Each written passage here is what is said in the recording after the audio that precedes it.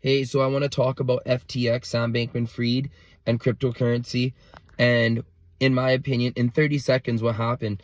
So basically, you have this guy whose parents are super crazy lawyers from Harvard, and this guy ends up pulling off one of the biggest, hugest billion-dollar fraud schemes in modern history times, next to Bernie Madoff. And a lot of people think that, oh, he went crazy, or he's just a deceptive guy. But it's so easy to see that, like, imagine if your parents are Pablo Escobar, or imagine if your dad's El Chapo, and you're planning on getting into an adjacent business in the business, or getting into the industry of any type of way. They would coach you, they would guide you, they would tell you all the pitfalls.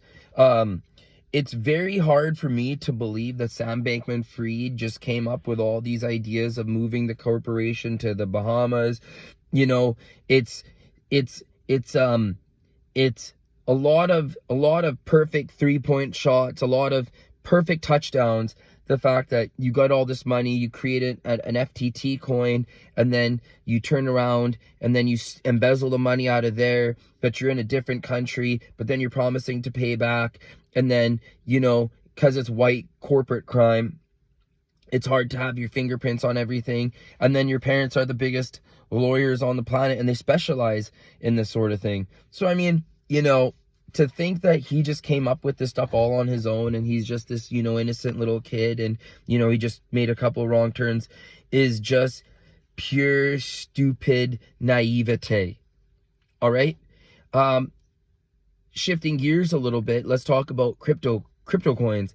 And, I've had conversations with, and the reason why people are so stupid, the reason why people, have no brains and no capacity to think about what's going on, is because they never ask the basic questions, like, what is this? What is a cryptocurrency? What is a crypto coin? What is a non-fungible token? And I'm not going to sit here and claim to have all the answers, but what I'm saying is that when you look at what a crypto coin is, it's nothing.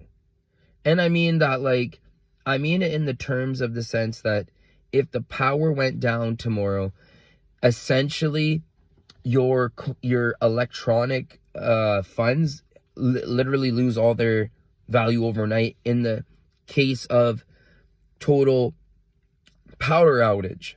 So if you had cash, at least you could, like, light it on fire to stay warm. If you had coins, maybe you could melt it down to, like, build a spear or something to hunt for deers. But when you have digital coins, it's literally nothing. And when people say, like, but it's the future and it's this, and they try to ascribe things that make no sense to it, what these stupid people are really trying to say is, like, hey, I want to make gold.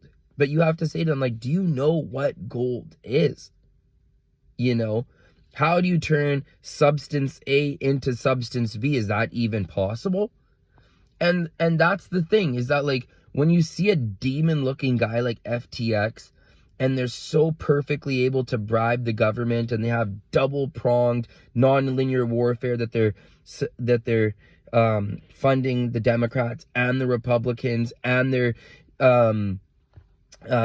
trying to work on regulation, and then they are selling their stupid coin, and a coin doesn't mean anything. It's literally nothing. It's literally nothing.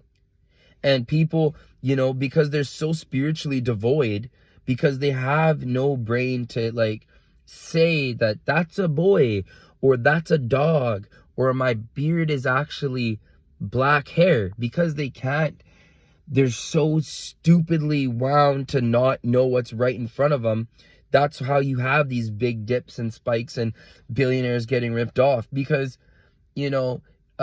it's a liberal type of thinking to think that the government would never screw you over. And when you see Tom Brady and all these people promoting something, you think, oh, it has to be legit. But when the fundamental of a crypto coin is nothing, come on, joke's on you. I'm not saying liquid cash money and fiat money is any better, but there's something a little bit more, I don't want to say it's like regulated, but there's less manipulation and screwery by completely third parties compared to fiat money. So, you know, for me personally, gold is always king, because they can print off as much money as they want, but gold will always hold its value, allegedly. And, you know, I could be wrong, but I doubt that gold's had a huge dip the way that Bitcoin has.